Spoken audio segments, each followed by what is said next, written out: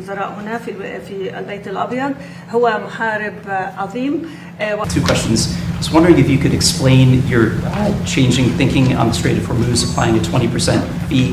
How did you get to the decision you just announced? Yeah, so when I put that out yesterday, because we've been doing that for many, many years, it was never fair to me that we would be guarding the strait when we basically don't take anything, we don't need the oil at all.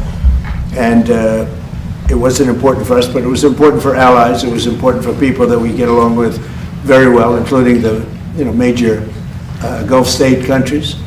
So I put it out yesterday. I thought it was good. I was called by different people, different countries, kings and emirs and all of the people that we all know and we all love, and they've been very strong partners. And they said, we'd love to do it a different way. We'd love to invest in the United States with billions and billions of dollars and continue our record setting, because there's never been a time like this for the United States, with the factories, with the plants, with everything else. And we would like to invest tremendously in the United States as opposed to charging a fee. And I like that, actually, because I don't think anybody should be able to charge a fee for the strait or for any other strait relationship in terms of other sections of the world. I don't think anybody should be really in that position. But we were doing it as a reimbursement. The Gulf states are going to invest a tremendous amount of money into the United States, and that was very satisfactory to me. I think it's actually much better. I fought for that. في مجال النفط سوف يتم الإعلان عنها هذا الأسبوع.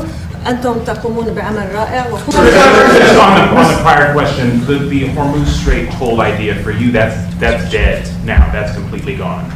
No, I just told you have Saudi Arabia, UAE, Qatar, Bahrain, and Kuwait, primarily, and then others. I spoke to all of them, and they would love to invest more money in the United States at record amounts, and that would be very acceptable. And this way, there's no fee. I don't like the concept of a fee, but at the same time, it's not fair that we're protecting this strait for the entire world, for China and everyone. I don't mind protecting it for China. I don't mind protecting it for anybody, but it's unfair that we're not in somehow compensated. And we've been doing this for many years. It's bothered me 25 years ago. It bothered me. During my first term, I was doing things like you have to invest in the United States. But by doing it that way, there's no fee. They're investing and they're getting a return on their money, and it's good. But they're going to be making massive investments into the United States, and I like that much better. Each part of Iraq is part of my own body. He might have been sleepy, but boy, he could create inflation like nobody. And I inherited that. And is the military attack on Iran, is this a strategy to bring them back to the table? Or is it to degrade them so the regime will eventually fall?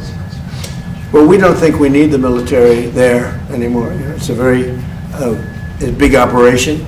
And what we do have is the oil companies are all going in now, and they're doing partnerships with Iraq, and they're getting along very well. The relationship is a whole big relationship where we don't need the military there. We're there to help them.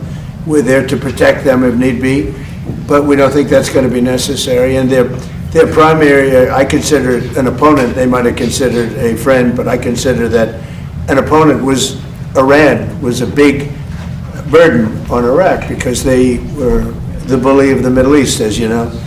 And we were just talking about that, but they're not going to have that problem anymore because Iran has been very much destabilized, and really their military power is just a tiny fraction of what it was just 4 months ago.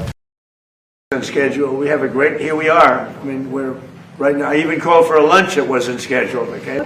ولا يمكن أن نسمح لقوة واحدة أو بلد واحد بأن يهيمن على كامل. Thank you. Given how the Iranians have been behaving, do you have any regrets about lifting the naval blockade or giving the sanctions waivers? No. I gave them a chance. I wanted to give them a chance at making a deal. We had a deal 2 days ago. It was done. And then all of a sudden, they couldn't do it. They didn't like something about the deal. They couldn't do it. And they shot first, and that was a big mistake that they shot first, because we have been knocking the hell out of them. They're very difficult people. 47 years we put up with it. The SS Cole, you go back all the way, thousands of people, thousands of Americans were killed, a lot of soldiers were killed. A lot of soldiers are walking around or not walking around. I mean, they've been so badly injured, the arms, the legs, the face, with the Soleimani, with the bomb. They call it the roadside bomb. Most people call it the roadside bomb. It's a disaster. And I killed him in my first administration. Had I not, it might be a different story today. He was a mad genius. He was probably a madman, but he was a general, and he had total control over the country. And I actually think the leaders of Iran were afraid of Soleimani. But I killed him.